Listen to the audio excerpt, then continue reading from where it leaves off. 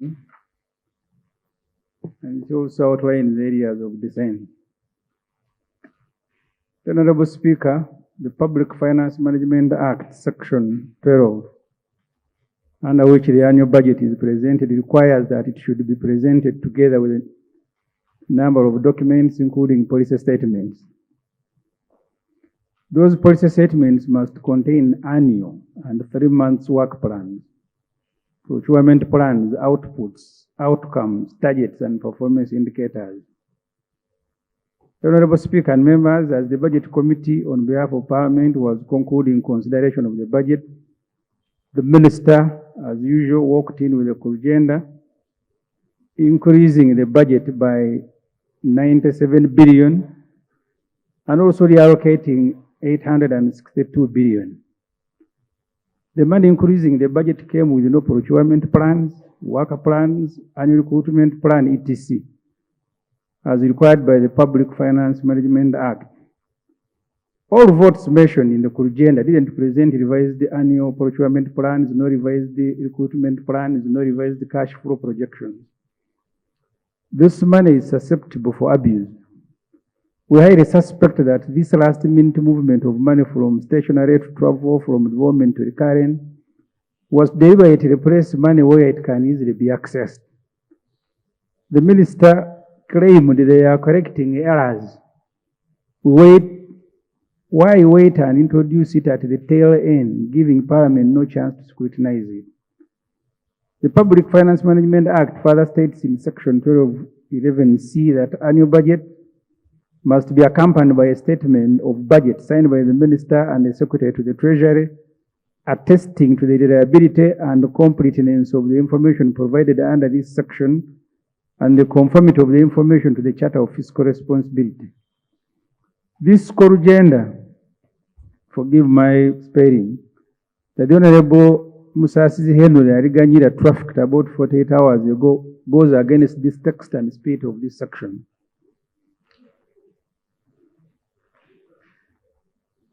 The table on page 2 summarizes the changes that that the core agenda is proposing. Other than the core agenda, we also oppose to the passing of the budget in its current form. The revenue and expenditures proposed don't conform to the aspirations of our people as contained in the National Development Plan. Huge sums of money are allocated to luxury and also given to friends of President Museveni, as has been the practice for many years. Money gifted to the likes of Pineti should be reallocated to education, agriculture, health, and roads, and we will be demonstrating later. This is Museveni's 41 budget is presenting to the country after 41 years in power. Article 115 of the Constitution states that the President shall cause to be prepared and laid before Parliament in each financial year, but in any case, not later than the 15th day before commencement of the financial year, estimates or revenues and expenditure of government for the next financial year. This article is reproduced in Section 12 of the Public Finance Management Act. Honorable Speaker and members, as I said, this is a budget number 41. President Yoweri Museveni Tibuhaburwa Kaguta has called to be prepared. You can see, I don't know why Parliament has the habit of distorting photos, but the first one is how he looks like when he was presenting the first budget. Then the middle, after about 20 years in power. And the last one is when he's presenting the budget number 41. Abalungi abatuuliriza era abatulaba olunaku olwaleero tuchaddeko ewa Sheikh Asiraf Dembe. Sebo nsanyusa okubalaba amannya agange nze Sheikh Asiraf Dembe akola ku bizibu by'enjawulo omuntu singa aba alina ebirwadde musomereddwa tumuwa amazzi ga lukuya nga bw'obadde ogalaba tugenda abantu ku kyoto ne twokya emizimu emibi egibabaamu n'okulomba edduwa abantu singa abeera ng'ali wano atuuse sobola okumulombera edduwa ne waba atatuuse nga mpadde amannya ge naye ng'ali wala naneetaase kale enamba yange yeno eri 0701763711 namwe banyinaffe abali ebweru oyagala okuba nti oyagala okulombera ku ddwa ng'olina ebizibu visa zibuze amaka gakolongotana sente zikola zimpita mu ngalo ojja kumpeereza ekifaananyi kyo n'amanyago ebyo byokka bijja kummala nja kukulombera edduwa ojja kutereera olunaku olusembayo mu mwezi mba n'edduwa eyawamu ffenna n'abalwadde bange abakadde n'abapya. Salaamu alaikum warahmatullahi wabarakatuh. The 2026-27 84 is now 0.3 trillion national budget. The interim government has proposed for next financial year 84.391 total annual budget. And I summarize it here. The first table on the left is where the money will come from. And then the table on the right is what the money will do. You can see the table on the right, debt servicing is going to consume 40% of the budget. Then wages and salaries will consume about 14 trillion. And then you have other staff expenses, about 8 trillion. Classified expenditure, 2.6. What remains is just 25. Allocated to debt servicing, as I have said in the table, is 33.6 trillion, which is 40% of the budget. The proposed salary increment of about 1.2 trillion to various servants, public servants, including teachers and other entitlements, will raise country's wage bill from 8.5 trillion to about 9.7. The wage bill and other allowances have hit 14.1 trillion, representing 16.7% of total budget. Public servants are just about 400,000, but in this budget they have 14 trillion to themselves. There are also other direct expenses by public servants, such as vehicle fuel, special meals, and newspapers, which will cost another 8.2 trillion, representing 9.7% of the total budget. There is classified expenditure of 2.6 trillion, which is 3.1% of the budget. These four items alone are consuming 70% of the entire budget. What remains for you to debate, honorable members, is just 25 trillion, which is 30% of the budget. I therefore want Parliament to note that you are presented with a highly constrained budget that needs a real surgery if it is to make meaning to the population. I now want to break down these items that are consuming 40% of the budget. So if you look, the first table represents debt. And in these debts now I am showing you whose debts we are paying. First, we are paying Congo. The NRM leaders are not only accused of stealing from their people, they are also accused of stealing from neighbors. One such a neighbor that has fallen victim to the NRM leaders' stealing habits is the Democratic Republic of Congo. During the 1997-98 invasion of Congo, senior NRM leaders helped themselves with Congolese women, timber, gold, and other minerals. They were also accused of recruiting and deploying Congolese children as soldiers. Congo took Uganda to the International Court of Justice, and since judges there are not cadres, Uganda lost the case, and after a lot of pleading, we were ordered to pay for our crimes. Monsi buli omwali n'ekirooto kuba kuwaguza kulafuubana n'okulemerako okutuuka ku buwanguzi ddala wamma ggwe luba lunaku mulindwa okyasobeddwa ekane mu kibira nga weebuuza omuntu omutuufu anaakutuusa ku makula g'ebirooto byo oba okooye kuferebwa kankwanjulire aba Brand Pro Property Services Limited abeegulidde erinnya mu kutuukiriza ebirooto by'abantu ebyekuusa ku ttaka bagula wamu n'okutunda ettaka n'amayumba ku buli luguudo lwa Uganda wamu n'okwetooloola ensi yonna mu mawanga agatali gamu nga USA, India wamu ne Bungereza. Tulina estates eziwedde okuzimbibwa. Gano makula bukula weegulire ennyumba ey'ekirooto kyo olwaleero ku bbeeyi esoboka. Naawe anoonyeza okupangisa tuzirina ng'ate tusobola n'okukulaakulanya ettaka, amayumba oba estates zo ne zeegombesa buli muntu. Oyagala saveya oba olina ekizibu kyonna nga kyekuusa ku ttaka bitukwase ng'osirike. Tusangibwa ku MT House ku mwaliiro ogusooka Nganda, Room 5, ewazana ku Entebbe Road, okuliraana ekizimbe kya Muguluma Empire. Osobola okutukubira oba okutuweereza obubaka ku WhatsApp namba zaffe noti 773 206 588 noti oba noti 703 824 noti 79 ne ku website www.brandpro.co.ug. ate mwe bankuba kyeyo ebyammwe byateredde anti osobola okugula poloti oba okufuna ennyumba n'okomawo nga buli kimu kiri malidaadi saana. Sematuka abafera olwaleero ng'okolagana ne Brand Pro Property Services Limited tutuukiriza birooto. We have since 2021 been remitting billions annually. Paying Congo is part of Uganda's public debt servicing. The NRM government has included in this budget that you are passing 260.4 billion, which will be paid to DR Congo. Honorable Ssemujju, would you touch if you say the government rather than specifying NRM government? Madam Speaker, you didn't ask Yes, government.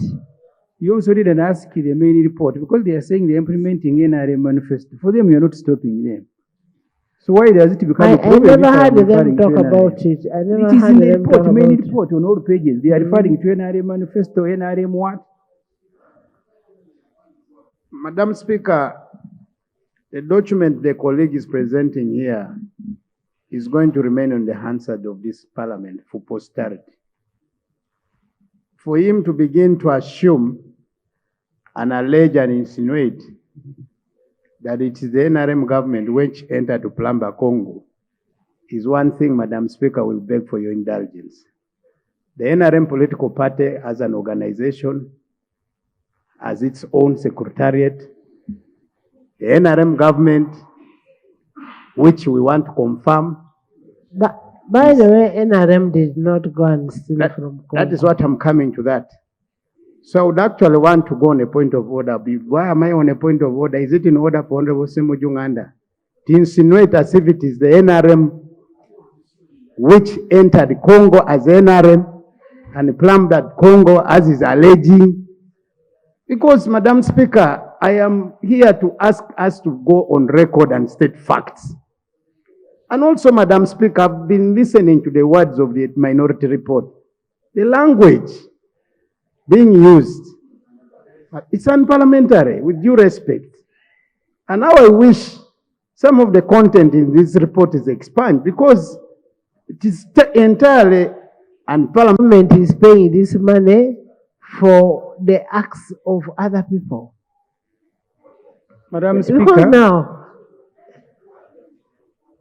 Madam Speaker, I have not said the NRM government. I have actually said NRM leaders. You only needed to be careful. I didn't say NRM government. And if you are careful, I am going to tell you those NRM leaders in the subsequent paragraphs.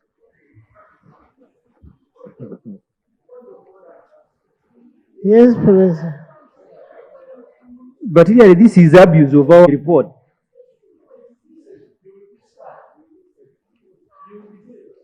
The NRM government has included 260.4 billion in the coming financial year budget, which will be paid to DR Congo. The 260.4 billion is the last of the 5 installments. The last installment will bring the final figure to shilling 1.2 trillion. Can you imagine? Those who enjoyed Congolese women and gold are known and are there, but we are all being ordered to pay. And Honorable Gwanga is not one of them. This money should have been paid by government officials. So you say they are paying because they enjoy. But you want to be names. I'm going to give you names. You are. Please, the word enjoying women, is that parliamentary? Let's be realistic. What do you mean? And even you're here saying, hey, is it parliamentary for you colleagues? Honorable. No, please, let's be realistic. Honorable Ssemujju. Yes. Is this money paid because they enjoyed the women or what? You see, and you have to pay for enjoyment. You see, Madam Speaker, the trouble is that when budget is brought here, it is brought together with 21 documents. I think the Honorable Gwanga is listening to the budget for the first time. And I want to ask him to first listen, because you will not be quarreling for every paragraph that I read. The money should have been paid by senior government officials, namely the Pradering of Congo, such as Lieutenant General Severino Kaindo Tafire and General Karebu Akando now. General Museveni said for him the only thing he took from Congo during the period of the war was a stick. Museveni's friend Penet given another 350 billion. In next year's budget, I am explaining money they are going to spend on servicing the debt, which is 40% of our budget. In next year's budget, there is shilling 305 billion for President Museveni's dear friend, Enrica Maria Aristidina Penetti. Again, for our controversial war specialized hospital project. This money is part of the 33 trillion public debt service obligation. On the list of the debt, it is listed as others. That's what the Honorable Musasizi has done. He has listed it as others. We have so far given Aristidina 916 billion, which is equivalent of 247 million US dollar. Now Pineti wants another 489 billion to complete the route. This will bring total amount spent on Pineti's project to 1.4 trillion.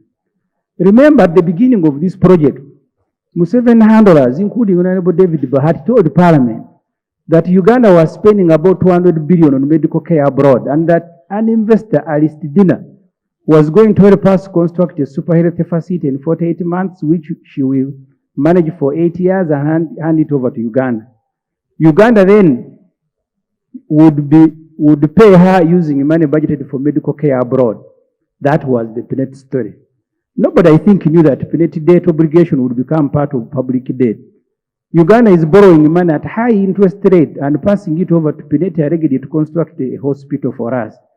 Mind you, Penet is not a contractor, she is not a medical person, but rather a dealer in furniture. However, our project represents the highest level of abuse of public trust. This Parliament demanded for a value for money audit before more money is sunk in. But as usual, this was abandoned, and the Penet is smiling all the way to the bank. And in this budget, they have also allocated the Minister of Works 21.54 billion to construct roads around Ruoa Hospital, which has become a monument of corruption under Museveni. I now go to Rocco on page 7.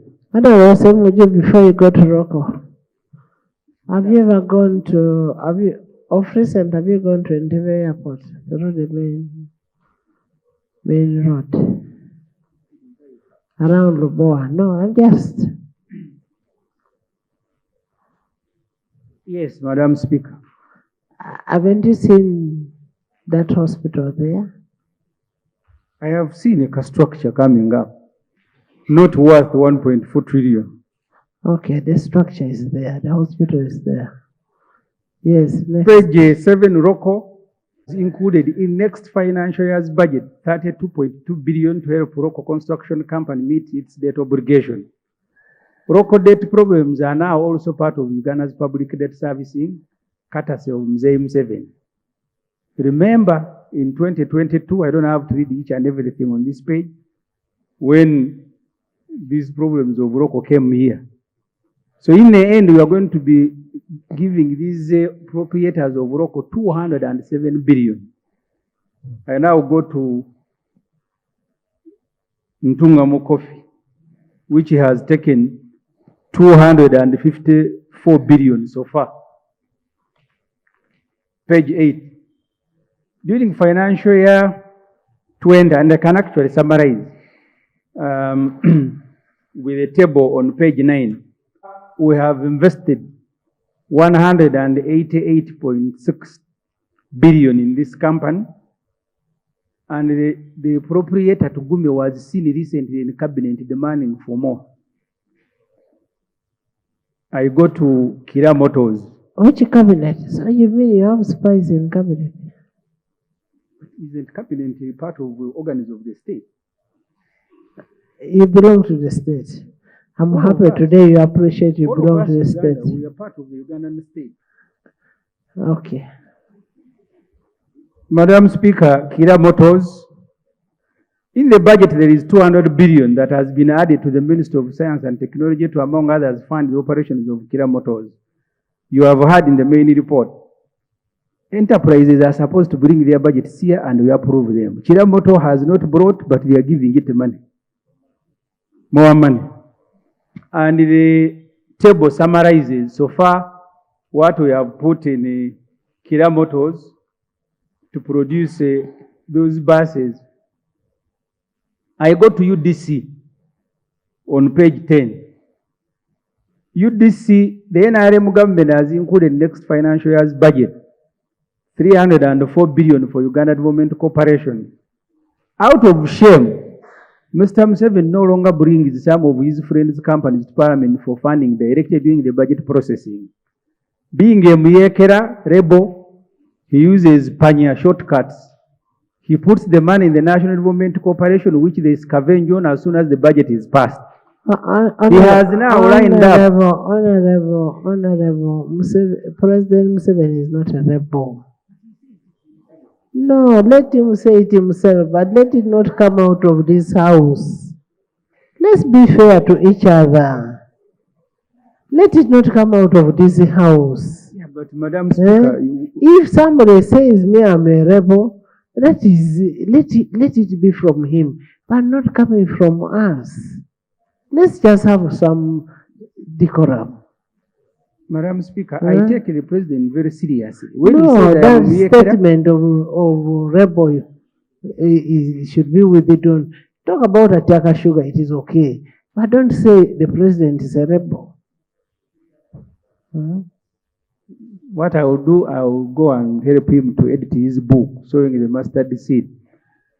From then I will no longer call him MBA. Because when you look the source of the information, you have not said it is from the mustard seed. Madam Speaker, you are making me do a lot of exercise by sitting and standing. Actually, can I answer the questions after I have presented? But the one of Muyekera and Rebo should not be included in our report. Okay, President Museveni is not a Muyekera. He's the president of the Republic of Uganda. I agree, Madam Speaker. He has now lined up 304 billion for UDC and Atiaka Sugar Factory. The main client of UDC will be one of the beneficiaries. In fact, Atiaka has been allocated 100 billion. We have so far invested 668 billion in this controversial Atiaka Sugar Factory, mainly through UDC. The 100 billion new allocation will bring total investment in this company to 768 billion. The proprietor, Amina, has invested 125 billion, but she has 60% shares in the company. And Uganda, that has invested more than 600, has 40 shares. The Auditor General in his latest report, December 2025, says in the last 10 years, government has through UDC invested 1.3 trillion in 22 companies. 8 of these companies are recording net losses. Another 8 companies that UDC loaned 223 billion, 238 billion, have not paid the principal nor the interest. UDC is expected to operate with a degree of independence, but it is being financed through project-specific funding. Government releases funds to UDC that are already earmarked for specific projects such as Atiaka Sugar, leaving UDC with no space to conduct proper investment appraisal according to Auditor General. The return on investment in UDC is 0.09% according to AG report.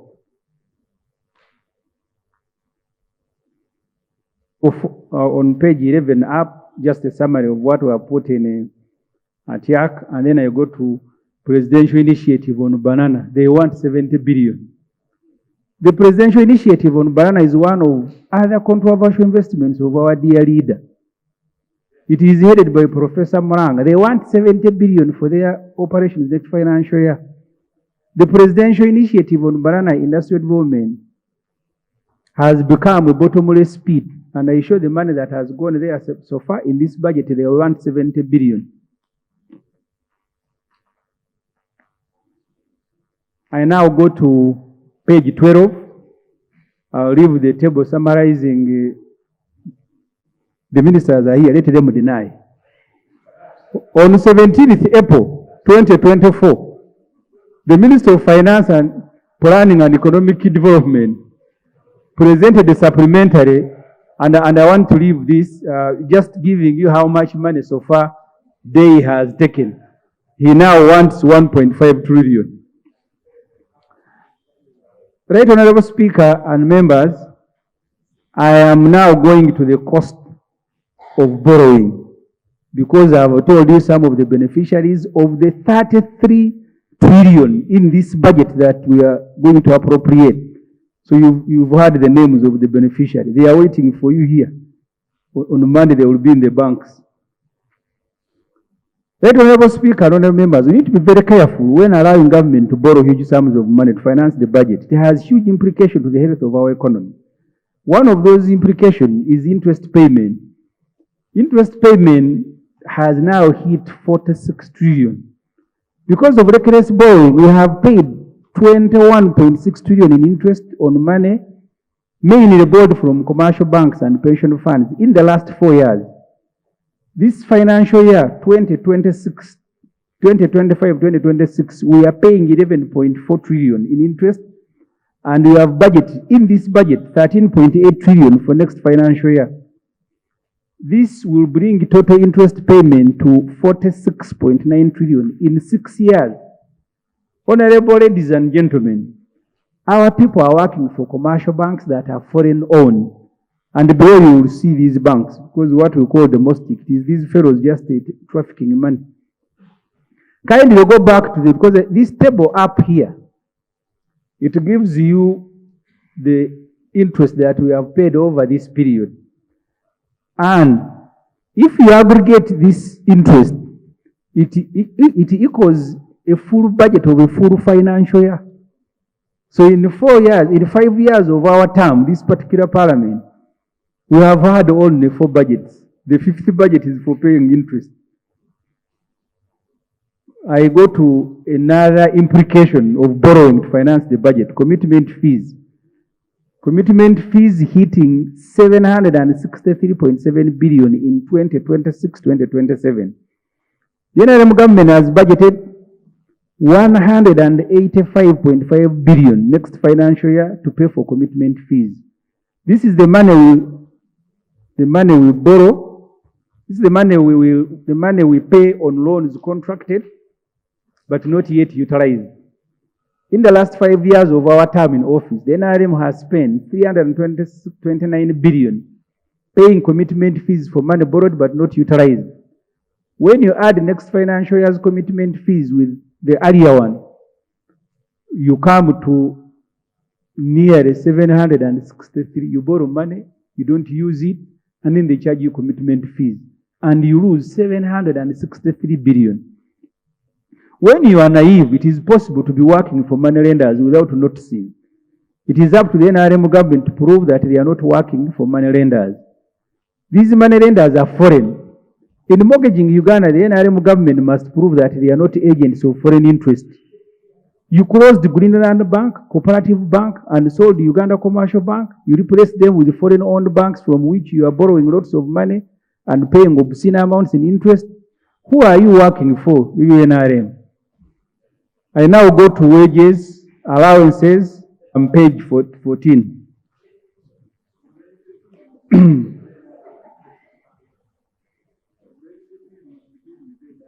Madam Speaker and members, I invite you to look at this table in this budget. This table, when you come to page 15, it starts from page 14 to 15. I have already made a reference to it. The public employs 400,000 people. And for 400,000 people, you have included in the budget 14.1 trillion. Their salaries and allowances. But you represent 4 45 million people. How can you give 14 trillion to 400,000 people? What will you tell the others that you keep saying all ministers are on radio, PDM? 400,000 have taken 14. And this is not the only money they have taken. The table below is also representing other money. Welfare and entertainment, 214 billion. Special meals and drinks, 536 billion. Travel inland, 1 trillion. Travel abroad, 207 billion. Fuel, 514 billion. Donation, 196 billion. There is even money to buy a musical instrument, 800 million. Gas, firewood, and charcoal. We are going to spend 14 billion buying firewood and charcoal. Maybe you are going to burn the whole of Uganda. 14 billion buying charcoal, firewood. I invite you colleagues to look at the table. I don't have to take a lot of time. And the reason I'm doing so, the minister will come here waving a budget, agro-industrialization, mineral development. But this is where the money is going. Manufacturing. And then you can look at the table on page 16, other items in the budget. And I invite you, because they are given huge documents here. At the end of those documents, there is aggregated items on which we are spending money. But they have learned a very good language here. Agro-industrialization, and you think actually money is going there. So I'll jump 16, 17, 18 to page 19. Uganda has spent 5 trillion on Museveni in 5 years. President Museveni has budgeted 479 billion for his residence, State House, next financial year. State House is one of the benefits extended to the President under the President, Vice President, Prime Minister's Emolument and Benefits Act. Approved budget for State House this financial year is 508 billion, which was increased to 967 billion through supplementary requests. State House has learned tricks. They request for half of what they will spend in a year and keep increasing it through supplementary requests. The reason I have singled out State House is because it is even not complying with the Public Finance Management Act. If you look at their policy statement, policy statements are supposed under Section 12 of PFM 8 contain vehicle utilization report, but State House is embarrassed to provide this information. They are no longer providing, yet it's a legal requirement. They have this time even removed the list of staff, the one we were sharing last year where they have musician Catherine Kusasia. Now they have plucked it off, yet the law says it must be there. I propose that we decline approval of State House budget until they have complied with the law. This table shows you how much money we have spent. And I am saying we've spent more on State House than on PDM in 5 years. The NRM government has budgeted another $1 trillion for parish development model. The Auditor General in the December report said 3.2 trillion had so far been spent on PDM by close of financial year. When you add this, it brings total to 4.2 trillion spent on PDM. The program PDM is supposed to get 39% of Uganda's households from subsistence economy to money economy. Uganda has 10.6 million households. Each household is home to about 4 people. The PDM is therefore supposed to benefit about 14.8 million people. We therefore need to note that in the last 5 years, we have spent 4.3 trillion on State House compared to 4.2 trillion on PDM. And then State House will go around the country that they are inspecting PDM and finding out why they are not getting rich. 4.3 on State House, 4.2 on PDM, 14 million people against the president and family. That's why he's swimming in money. Recently, you saw him splashing billions to TikTokers, just a matter of seconds. 100 million to each of the 400 NRM MPs that attended Chankwanzi Muchaka drills. I don't know. Maybe someone should tell us where this 100 million per NRM MPs Muchaka graduates came from. And in Chankwanzi, the emperor said, I don't want to hear corruption in parliament. And the beneficiary of 100 million each laughed and ululated. Financing the budget, I have finished the expenditure now. Finally, I'm looking at where the money will come from. The table here summarizes. First, We will be raising money through tax and other revenues, petroleum, budget support, local revenue, domestic borrowing, and external borrowing. And I am looking now at the source of money and their implications before you say aye. Taxing citizens out of existence. The NRM government wants to finance 52% of the budget through local revenue, mainly taxation. The rest of the money, 32 trillion, will be borrowed. Last financial year, Uganda Revenue Authority collected about 29 trillion. This table is just giving you the aggregate figures of what we will be raising through which tax. We have just finished passing taxes. Pay, and we have just about 1 million Ugandans who are paying 7 trillion. So I'll jump the page 21 and 22 and then go to page 23. The first table ending on top of page 23 is showing you the type of tax and the amount of money. And then the table below is showing you how much money URA has been collecting. I'll go to taxation. Taxation killing business. As usual, the NRM has revised its revenue collection targets randomly. The target is to collect 44.5 trillion in revenue, with taxes contributing about 41 trillion. The NRM government tends to arrive at figures through guesswork. They can announce a figure of 44.5 trillion local revenue just because they hear that in Kenya tax to GDP ratio is 18, while ours still at 14. This government lacks a comprehensive tax policy. We saw that when we are handling taxation. Honorable Matia Kasaija, and I want you to listen to Matia Kasaija, those of you are angry with me. He warned against this guesswork, and I don't know why it is continuing. This is what he said. In order to achieve our revenue potential, we'll move away from ad hoc annual tax policy changes.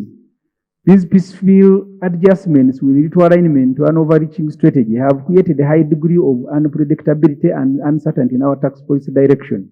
That's what Kasaija said. But he continues coming here every year.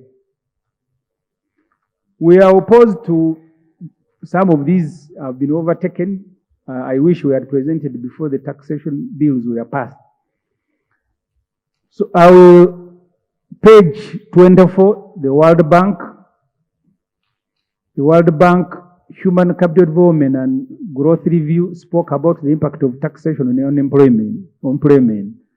Over 90% of farms in Uganda are macro and informal, consisting mostly of self-employed household enterprises. While 28% of adults own or co-own a new business, Uganda also has some of the highest business discontinuation rates in the world. Factors contributing to this include high tax rates, corruption, and low human capital among both owners and their workers.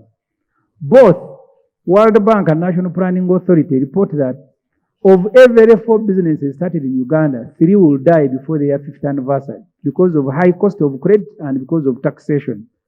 I am urging you to stop approving new tax proposals because they have the potential to render our people joblessness. In this budget, and I'm trying to summarize now, borrowing 36 trillion to finance the budget. Here is the money that we will be borrowing in that table. From the above, you can see 42% of the budget will be financed by borrowing. I want to go to the last paragraph on page 24. Bank of Uganda puts total public debt at 124 trillion in its December 2025 report on the state of economy. In its December public debt statistical report, finance puts it at 126. I may not have to read each and everything, but I want to take note, at least of the head notes. Domestic borrowing is killing private sector. This one I'll read, it's important. To finance the 84.2 trillion budget, this aging NRM government plans to raid the domestic financial market to borrow 25.9 trillion. Of the 25.9 trillion from domestic market and 11.97 trillion will be used to directly finance the budget, while 13 is redemption. Let me make this very clear. The principal payment of money locally borrowed that will be due for payment next financial year is 13.9. This is what finance, Honorable Musasi for that matter, has given all sorts of clan names such as security redemption, debt rollover, refinancing. They don't want you to know that they have failed to repay the money lenders. That's why interest payment is skyrocketing, as we'll see later. Honorable Speaker and members, government heavy borrowing from domestic market has serious ramifications to our economic growth as it keeps interest rates high and crowds out the private sector. That relies by about 97% on commercial banks for credit. Bank of Uganda, for example, in its December 2025 State of the Economy quarterly report, reveals that in the first quarter of this financial year, July, August, September, credit supply in the country stood at 5.8 trillion, while demand was at 8.2 trillion. During this period, the NRM government sought to borrow 6.18 trillion. Mind you, the available money private sector is 5, but they want to borrow 6. Private businesses and NRM government fought over this limited credit supply. This scavenging on the limited private sector credit is killing the private sector, because only 66.9 applications for credit that banks received, only 66 were approved, as banks prioritized government securities according to Bank of Uganda. The central bank noted cautious lending behavior towards the private sector. Mind you, of the 15.8 million working population according to National Planning Authority, 13.3 million are employed by the private sector. Therefore, limited supply of credit affects jobs of 13.3 million people directly. The International Monetary Fund, in its latest assessment on Uganda, notes that government debt now accounts for over 30% of commercial bank assets, up from 21% of 2019, and still rising. So the table below here, I don't have to read each and everything, is showing you sectors and how they have been accessing credit. If you go on page 27, and I am running quickly to finish, you can see the sectors, and there, page 27, 28, 29. From the above, and I'm now on page 30. From the above table, we have seen the outstanding private sector credit loans that are in private sector hands, 25.4 trillion. Compare this to the total outstanding government public domestic debt at 67. This means that government accounts for 84% of the outstanding private credit loans, and the private sector just 16%. And then they say this economy is private sector driven. The ratio of domestic debt to private sector credit is worrying the central bank. Bank of Uganda, on page 29 of its December State of the Economy report, observes private sector credit growth could be constrained by increased government domestic borrowing, which could crowd out private sector credit if interest rates rise in response, as well as global economic uncertainty and heightened credit risk concerns. Dr. Ezra Suruma, a senior presidential advisor, has in his latest missive warned that a country without capital should prepare itself to be producing laborers, while other people will be investing in production for export. For you will be registering companies to externalize labor, because we are all being turned into laborers. Uganda has more labor export companies than agricultural ones. If you go and in town here, you observe other people export products, we're exporting human beings. Interest on debt, domestic. The NRM government will spend 33.4 trillion on debt servicing next financial year, representing 40% of the total budget. Bank of Uganda puts total budget. I don't have to repeat this. Let me go to page 31 for you to appreciate what borrowing the most domestically and borrowing from foreign sources means. The first table, this is external debt. Uganda's external debt is at 57.6 trillion. But the interest that we pay on that debt is 1.3 trillion. Domestic debt at 67, the interest we pay is 12.5 trillion. So anyone sensible would want to go and borrow externally. But I'll explain why NRM is running away from. So below are the sources of borrowing. I want to go to page 32, budgeting high interest rate payment of ending the law. The NRM government has budgeted to pay 12.4 trillion interest on domestic debt, which is offending the Charter for Fiscal Responsibility and therefore the Public Finance Management Act. The Charter for Fiscal Responsibility sets 12.5% as the threshold of interest payment to revenue collection. This should be about 5 trillion. Instead, the NRM government has included in the budget 12.2 trillion for interest payment on domestic debt, representing 30% of projected revenue collection. So this offends the law. The colleagues can read the rest. I go to domestic borrowing causing unemployment. I have already referred to this. I don't have to overemphasize it. Now I go to page 33. NRM now wants to borrow from your mother. The NRM seems to have exhausted the domestic financial market. They are in final stages of developing an app that will allow them to borrow from your mother in the village. They want operators of mobile money platforms to develop them an app that will allow ordinary people to buy government security. All NRM innovations are about borrowing. They want to stretch their hand and begin to directly pick money from your grandmother's pocket. That's what this app means. Let the minister deny that they have not instructed those companies to develop it. NRM brutality affecting external funding.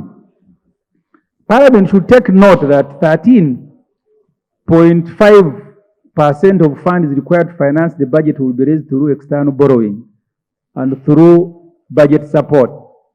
The beauty with external financing is that most of the loans obtained through this measure are concession. Of course, there are semi-concession loans like those of China and commercial banks below the total of what they will borrow externally for the budget next financial year. I have already spoken about the dangers of our debt. I now want to go to the budgets. I will summarize this. We've been here 5 years.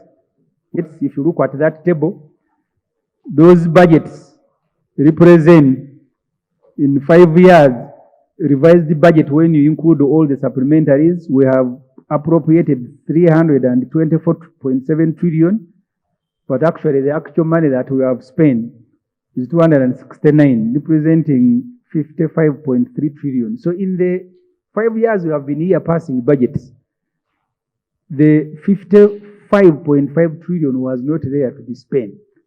They just come and tell you huge budget for you to be happy. So page 35.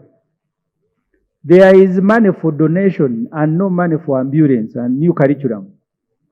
This parliament must take note that the budget committee, since the recent events, has failed to recommend the movement of money from wasteful and suspicious expenditure to critical requirements. You needed to have been in the committee and see the fidgeting of NRM MPs. They can't even touch a comma because of what happened to parliament.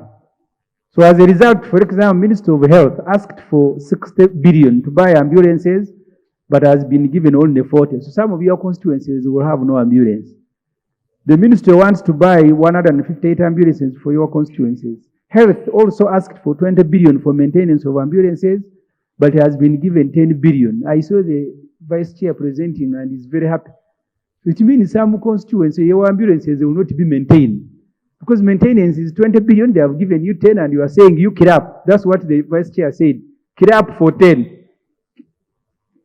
Let us remove 30 billion from State House, since the president has 130 billion for donation, and buy these ambulances and maintain them for the rest of the country. There is no money for the new curriculum.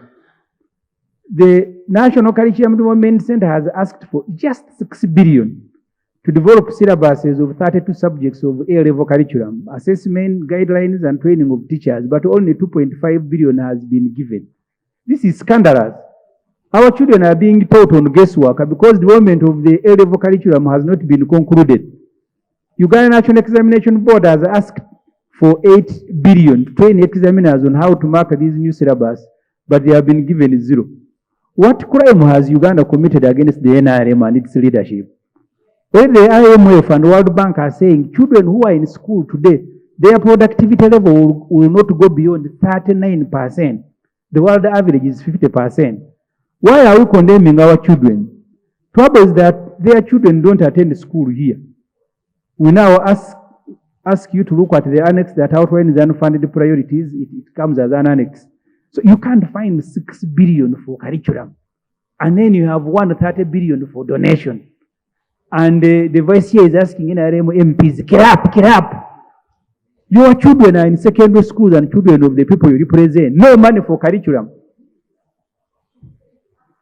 Look at the human resource.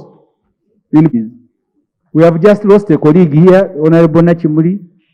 There are people advising her to go to public facilities. Collectively, we want to find out whether it was negligence or incompetence. Let us also think about the thousands of people we represent who go to these public facilities and find no human resource. The Health Committee reported this scandal to this Parliament. We discussed it in the Budget Committee, but NRM MPs have feared to recommend movement of money to finance these critical requirements. And please, I invite you to look. This table is from your committee. I saw the majority committee. Our work was to go and reconcile and consolidate. There is nothing they have consolidated in the main report. What they have done is actually to massage the budget. In fact, in the future, this Parliament, you don't waste your time because they are making no recommendation apart from saying you pass the budget. I don't know why they are wasting your time. As soon as the Honorable Musasi tabled the estimates, you should have said aye. But we even went to a hotel to consolidate, but there was no consolidation. Look, this table, the referral hospitals, and I will go through some of them because some of you are clapping. Your health facilities have no human resource. Entebbe, approved 1,195. They have only recruited 260. The human resources are 21.8%. And the vice chair says, crap. Guru, I hope there is nobody from Guru who has signed the majority report and is crapping. The hospital, approved staff, 1,273. Filled 308. The hospital is operating at 29.8%. And they are urging you, get up. Fort Portal, the regional referral hospital, 1,157. That's the approved staff. The ones recruited so far, 295.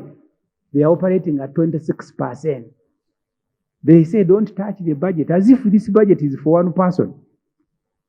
I don't have to read the entire list. Just look for your area before you get up and approve.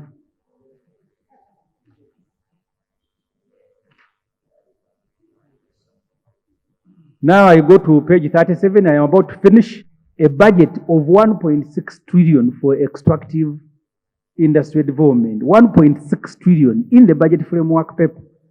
Then when he left, he removed it. What has been brought today for you to pass is 435 billion. Not even what he brought in the budget framework paper. And he says the NRM manifesto as guided by the president. Please clap. Colleagues, you can clap. I am concluding now, page 48. The UBOS, in their latest report on what they call multidimensional poverty, because they are not only measuring income, they are looking at people's capacity to pay for hospital if they are fallen sick, the number of years they are in school, access to toilet facilities. And this is how they have summarized Uganda, and that's my summary. In Karamoja, people are suffering from multidimensional poverty. They are 91% in Karamoja. People suffering from multidimensional poverty. The vice chair comes from there, he says, crap. West Nile, people are suffering from multidimensional poverty, who can't go to school, have no access to toilet facilities. It is 73%. I am waiting to see if there is anyone from Western area who is going to clap. This is information from UBOS. Multidimensional poverty. That's where we are after 5 years. So the rest you can read about yourself. Sebei, multidimensional poverty, you are at 67%. These are people. Busoga is at 59, as usual. 60% of Busoga are suffering from multidimensional poverty. No access to improved toilet facilities, no access to energy for cooking, no access. There are 11 parameters that they measure, not just the income. So as you pass the budget, finally, I want to draw your attention to one table, the last table, which is Annex 1.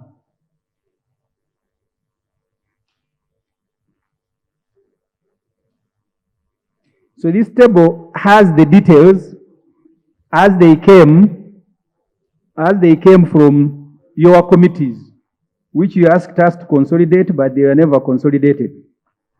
I have skipped. I'll try to find it and share it. It has a human resource in public universities. Butemu is operating at 10%, where you send your children. And then they go to Middle East to be made, and you are wondering. 10% human resource. All the universities, the average is about, Makere I think is at 39. I'll get the table and share it. This is what you asked us as the budget committee to go and consolidate. But my colleagues were speaking to each other. So what do we do? No touching. And as a result, they have brought you a fake report and they're asking you to approve. I now invite you to approve a report that has items of your constituencies.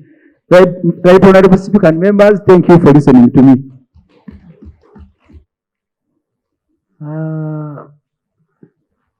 And parliamentary,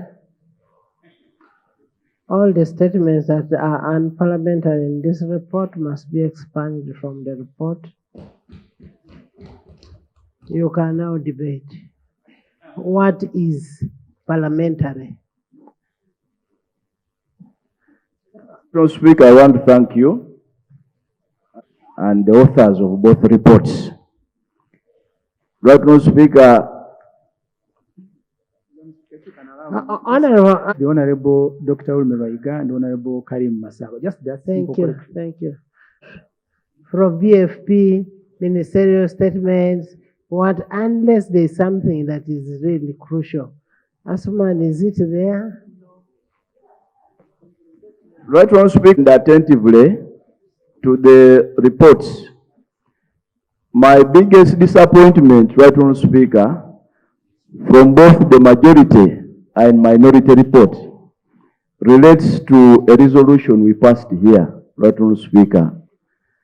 We did pass a resolution here urging government to consider sickle cell disease as a matter of public health emergency that requires some focused budgetary support. But right, Mr. Speaker, to put this matter into context, as we speak now, the sickle cell disease is the biggest non-communicable disease in the country. As we speak now, right, Mr. Speaker, 7 million Ugandans are carriers, 7 million. And if we are not careful, in the next 30 years, our children and children's children will have no people to marry or get married to. That is really how dangerous and bad the situation is. That's why we agreed here. We did make, I was in the budget committee when the committee was making a presentation. If we don't invest in awareness, massive awareness, and if we don't invest in providing drugs to the health facilities, it is going to be a very big crisis. Already in Africa, we are number 3. In the whole world, we are number 5. So I expected the committees to really highlight, especially in light of the fact that we are on record for having taken a resolution. I want, at this point in time, Mr. Speaker, to urge my colleague, Honorable Musasizi, that in light of the resolution we took, there should really be some commitment on this matter. AIDS, which stands at 6% prevalence in the country, and also has budgetary support from donors, will receive, you'll discover will receive about 250 billion. And a disease that has at 20% prevalence without any budgetary support really has nothing. So I want to urge this parliament that one of the issues we can do is to have some focus. Unlike AIDS, when a person dies of AIDS, that is likely to be the end. But when somebody dies of sickle cell, the problem will remain on the earth because it's genetic. And that's how dangerous and bad it is. Right, Honourable Speaker, I've been singled out as a champion of the sickle cell disease. The other day you were meeting activists and designated you as a champion of the sickle cell disease. It would really be very unfortunate that we sickle cell activists and as this parliament, that we don't make some commitment along those lines. Right, Honourable Speaker, the committee is here, the minister is also here. When they were in the committee, I remember the minister the chairperson of the committee did propose monies to go to these health facilities through NMS. And by the way, colleagues, your health facilities are no longer admitting people suffering from sickle cell disease. Why? They cannot admit them because they are not drugs. And once they are admitted, they have to be on drugs the rest of their life. So they are saying, you better remain where you are. And the percentages in your respective places, especially the ladies, I want you to take very keen interest. These irresponsible men are abandoning marriages. They are leaving women with these children. Right, Honourable Speaker, in Amuria, your neighbor there, a man picked his child because he was really, frustrated. He took the child to a swamp and killed him. Yes, in Amuria. He killed the child because he was overwhelmed. So the community went and also looked for this man and they killed him. Now police is looking for the entire community for mob justice. So I thought since this parliament took a resolution, we would really have some focus on that, Madam Speaker. And maybe Minister. Uganda Eyenkya.